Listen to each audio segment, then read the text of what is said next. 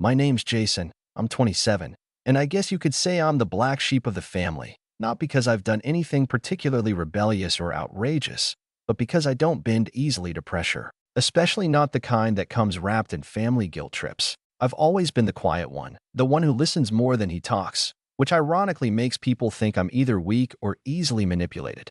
They tend to forget that silence doesn't mean surrender. That's probably why they thought they could pull the stunt they did a few weeks ago. It all started with Grandpa's house. He passed away a year ago, and even though we all knew it was coming, he'd been sick for a while. It didn't soften the blow. Grandpa was the kind of man who filled every room with stories, who knew how to fix anything, and who made you feel like you were the most important person in the world when he talked to you. He wasn't just a grandfather, he was a friend, a mentor, the one person in the family who never made me feel like I was less than, just because I wasn't as loud or as successful as my siblings. So when he passed, it left a hole in me I didn't really know how to fill. A few months after the funeral, I got a call from his lawyer. To my complete shock, Grandpa had left his house to me. Just me. Not to my parents, not to my sister Katie, who's 32 and thinks she's the second coming of Marie Kondo with all her decluttering businesses, not to my brother Josh, who's 30 and somehow still lives off sporadic crypto wins and dad's retirement account. Just me. The house, the land, everything. And it wasn't just a sentimental thing. This house was worth serious money. I'm talking nearly 7 figures, sitting in a fast-developing part of town. Developers had been sniffing around for years. I didn't really know what to say when the lawyer told me. Grandpa had mentioned once or twice that he wanted the house to stay in the family, that he didn't trust anyone else to take care of it, but I never imagined he'd write it into the will. Still, I didn't tell anyone.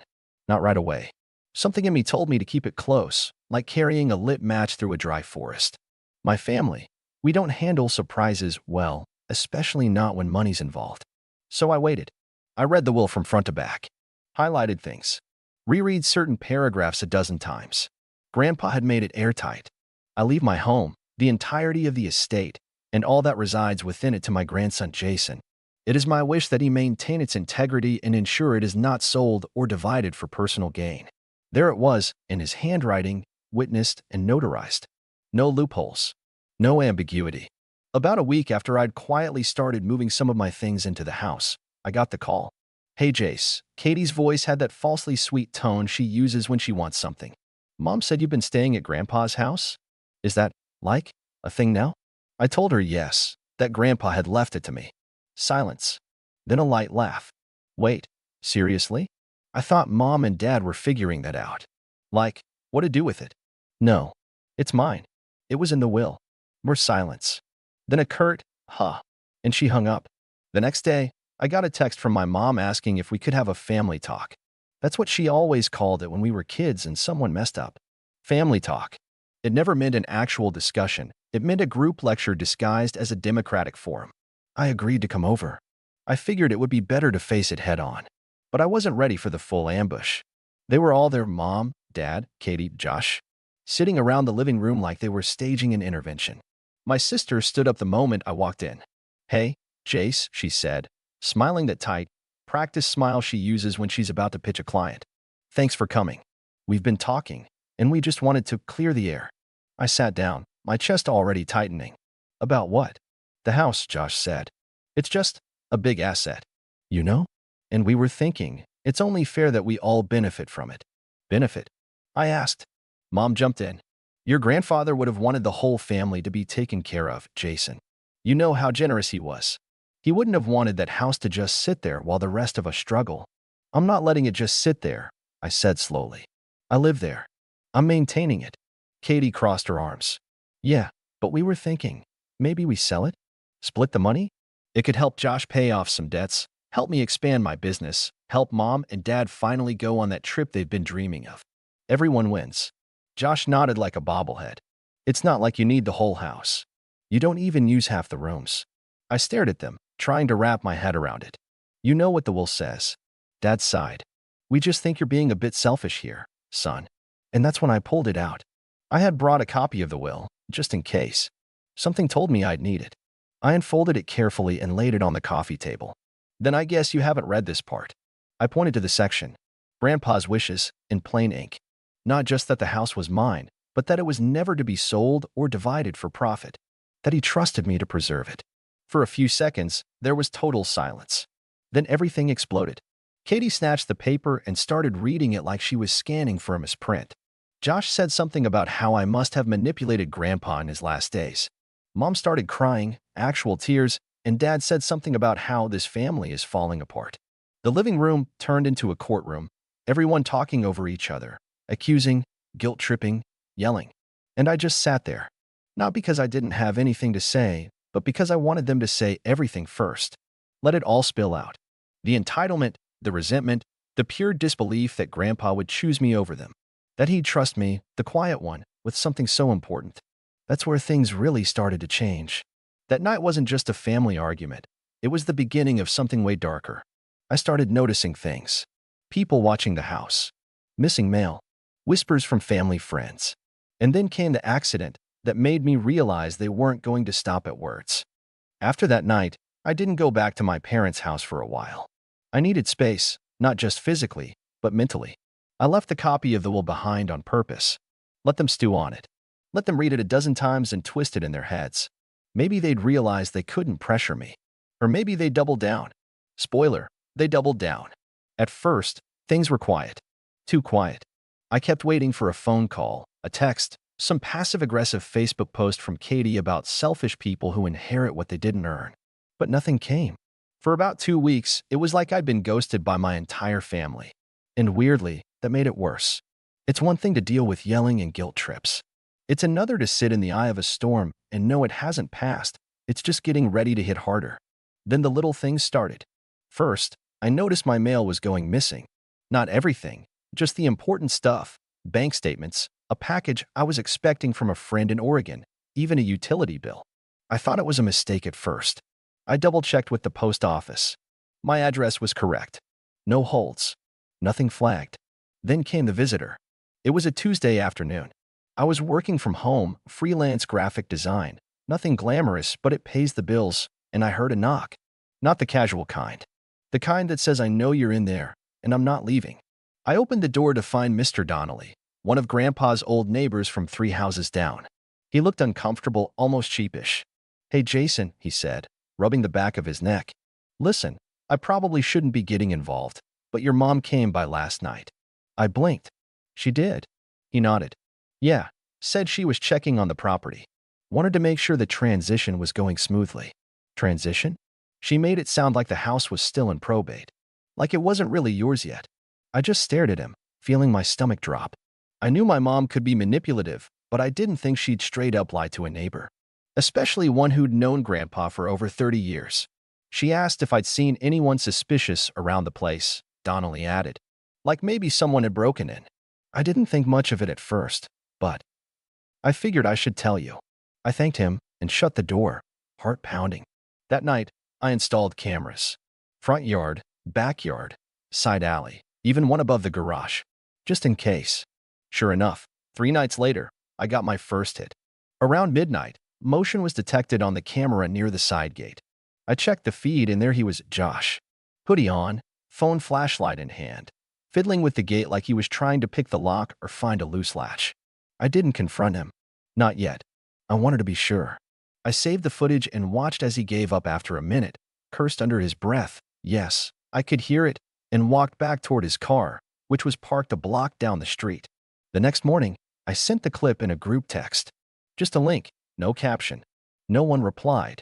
Not even Katie, who normally can't help herself when things get messy. That same afternoon, I got a knock on the door. This time, it was my dad. He didn't even say hello. Just stood there on the porch, arms crossed. "Jason, this is getting out of hand." I raised an eyebrow. "This? You mean your son trying to break into my house?" He didn't flinch. "He was just trying to talk to you. You've shut everyone out." I laughed. I couldn't help it. He was trying to talk to me by sneaking in through the gate at midnight? Dad sighed. "You've got to understand. This house means a lot to all of us. Your grandfather, he wasn't in his right mind near the end. He'd been sick, confused. There it was. The narrative shift. They tried guilt. They tried sweet talking. Now they were trying to rewrite history. Don't do that," I said quietly. "Don't disrespect him just because you didn't get what you wanted." Dad's face darkened. "You're making a mistake, Jason. You're dividing this family. No, I said. You did that the second you tried to guilt me out of something Grandpa clearly wanted me to have. And I shut the door. But I didn't sleep that night. Not really. I kept the lights off and watched the cameras, paranoid that someone else would try to pay me a visit. My mind kept racing with what ifs. What if they tried to break in again? What if they forged documents? What if they found some obscure legal trick to challenge the will? Then, just when I thought things might calm down again, I got the letter. It came in a plain white envelope, no return address. Inside was a single sheet of paper, typed formal. Dear Jason, we, as a family, have decided to dispute the validity of the last will and testament of your grandfather. We believe he was not of sound mind and that the will does not reflect his true intentions. Consider this letter a formal notice of our intent to pursue legal action unless a fair resolution can be reached outside of court. My hands started shaking. They were actually going to do it. They were going to drag me into court. They were going to tear Grandpa's name apart, claim he was senile, accuse me of manipulation, just to get their hands on something they felt entitled to. That was the moment I knew. This wasn't just about a house anymore. It was war. And I wasn't going to play defense forever. After I read the letter, I sat in that living room, Grandpa's living room, for what felt like an hour, just staring at the wall where he used to hang that framed black and white photo of him and Grandma. I could almost hear his voice in my head, chuckling the way he used to when someone in the family got too big for their britches. He always said, "There's a reason I don't trust everyone with a spare key, Jace. People show their true colors when money's involved." And he was right. I wasn't angry. Not in the way you might think. I wasn't yelling or breaking things or pacing around the house. What I felt was deeper, slower, colder. It was betrayal wrapped in paperwork. This wasn't just a petty argument anymore. My family had drawn up legal threats against me. They were ready to drag Grandpa's name through the mud if it meant they might win. And they thought I'd fold under pressure.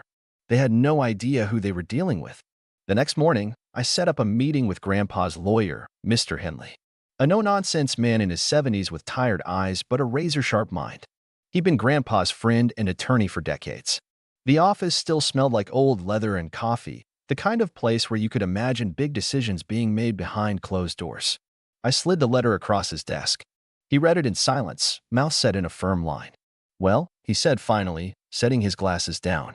"They're bluffing. At least partially. This kind of letter is designed to scare you into a settlement. But legally, they don't have much ground. They're saying he wasn't of sound mind." Henley leaned back. "And I have over 20 hours of video testimony proving otherwise. Recorded over the final 6 months. Your grandfather was meticulous, Jason. He anticipated this. That caught me off guard." "Video testimony?" Henley gave a small smile. "He called it his insurance. Said he knew how your family could get when they smelled money. He even made sure to address each of them individually." I stared. "Wait, what?" He nodded. "If they decide to challenge the will, I'll be submitting it to the court. It's powerful stuff. He talks about why he's leaving you the house, what it means to him, and how he didn't trust the others not to sell it off. There's no way they come out of that looking good." I felt something loosen in my chest. For the first time since all this started, I didn't feel like I was standing alone. Grandpa had known. He had seen it coming, and he planned for it. Still, I knew this wasn't over. People like Katie and Josh, they don't back down just because the law isn't on their side. They get louder, pettier, meaner. And right on cue, they did. About a week after the letter, the smear campaign started. It was subtle at first. A couple of coincidental run-ins at the grocery store where people gave me odd looks. Then I saw it. Katie had posted a long, vague status on Facebook. Something about how some people will manipulate the elderly for personal gain, and how it's heartbreaking to watch a family fall apart because of greed. I didn't respond. Not publicly. But I took screenshots. Every word. Every comment. And when Josh posted a photo of Grandpa's house with the caption, "Shame this old place is being wasted," I saved that too. Then came the drop-ins. A cousin I hadn't seen in years suddenly wanted to catch up. A neighbor I barely knew knocked on my door to check on me. One of Katie's old high school friends messaged me saying, "Just wanted you to know your sister's really hurting." I kept smiling, nodding, pretending like I didn't see the pattern. But inside, I was keeping score. Then, one night, things crossed a line. It was past 11 p.m. I was getting ready for bed when I heard a bang against the side of the house. Not loud enough to be a break-in, but enough to make me freeze. I checked the cameras. Someone had egged the house. 4 eggs. One after the other. All hitting the west wall, right below Grandpa's old bedroom window. The figure ran off after the last throw, hoodie pulled up, face obscured. But the gait, the way he ran, it was Josh. I'd bet my life on it. That night, I didn't sleep. I sat in Grandpa's recliner, staring at the dark ceiling, running scenarios through my head. Legal action, restraining orders, public exposure. I had the receipts, the video, the lawyer, everything. But I realized something. I didn't want to just win. I wanted them to understand, to feel what they were doing. Not just to me, but to Grandpa, to everything he built. And I had just the way to do it. So I waited. I didn't reply to the texts. I didn't confront Josh. I didn't clean the eggs off the house until the morning, when the sun had baked them into the siding, making it clear for all the neighbors to see. Then I sent out my own invitation. A family talk. This time at Grandpa's house. The same living room. The same worn carpet. The same fireplace where we used to hang our stockings. When they arrived, Katie, Josh, my parents, I greeted them with calm professionalism. No yelling. No accusations. I even had snacks. Lemon bars. Grandpa's favorite. Katie seemed amused. Josh looked smug. My mom just looked tired. "Why'd you call us here?" Dad asked. I nodded toward the coffee table. On it sat a laptop and a small speaker. "I thought we could clear the air," I said. But this time, with someone else in the room. I hit play. Grandpa's voice filled the room. Calm. Steady. Clear. "If you're watching this," he said, "it means I've passed, and I expect some people in this room aren't too happy with my decisions." I didn't look at their faces. I didn't need to. I left my house to Jason because I trust him. Not just to keep it intact, but to keep the family from tearing itself apart over it. If you're upset, that's fine. But don't pretend this is about fairness. This is about greed. And if you try to take this from him, you'll answer to me, even from the grave. The room was silent. Then Grandpa addressed them one by one. Katie, Josh, even my parents. He spoke calmly, even kindly, but he didn't pull punches. He talked about their patterns, their choices, the reasons why he'd made the decision he did. And then the screen went black. I stood. No more letters. No more threats. "You want to take this to court? Be my guest." But I have all of this documented. The harassment, the break-ins, the smear campaigns. And if you so much as step on this property again without my permission, I will press charges. I looked around the room. Now, if you actually want to talk like family, really talk, I'm open to that. But the next move is yours. No one said anything. Katie stood slowly. Her jaw was tight, but her eyes, there was something else there. Maybe guilt. Maybe regret. I couldn't tell. She left without a word. Josh followed. Less graceful, muttering something under his breath. My parents lingered. My mom looked at the photo on the wall.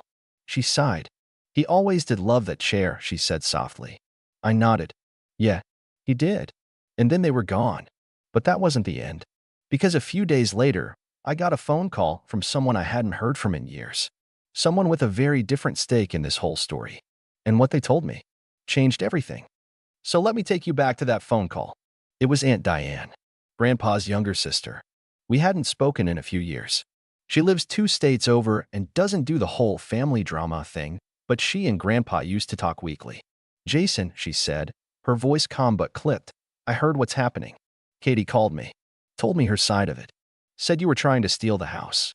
I didn't even respond. I just waited. I knew she was lying, Diane continued. "Because your grandfather called me the day he finalized the will. Said he was doing something that would cause a ruckus and that I should stay far away from the fallout. But he also asked me to keep a few things safe, things he didn't want anyone else getting their hands on." My pulse picked up. "What things?"